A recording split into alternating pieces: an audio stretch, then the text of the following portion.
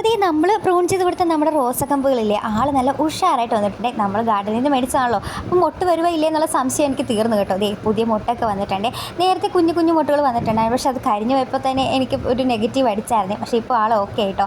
പിന്നെ അതേ നമ്മുടെ മുല്ലക്കും ചെറിയ മുട്ടുകളൊക്കെ വന്നിട്ടുണ്ട്. നമ്മൾ ഭാഗ്യം നമ്മുടെ മല്ലിയില്ലേ, ആൾ പക്ഷേ എന്തോ കിളുക്കുന്നില്ല, നോക്കാമല്ലോ, നമുക്ക് വെയിറ്റ് ചെയ്യാവേ.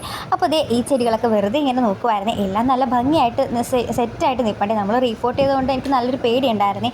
അതിനുശേഷം ദേ നമ്മൾ കുഞ്ഞുസുമായിട്ട് കുറച്ച് നേരം സ്പെൻഡ് ചെയ്യുവാണ് കേട്ടോ. അപ്പോൾ നമുക്ക് ഇതേപോലെയുള്ള കുഞ്ഞു കുഞ്ഞു സമയങ്ങളില്ലേ നമ്മൾ നല്ല രീതിക്ക് യൂട്ടിലൈസ് ചെയ്യണേ, കാരണം നമുക്ക് വേണ്ടി എന്തെങ്കിലുമൊക്കെ ചെയ്യണ്ടേ.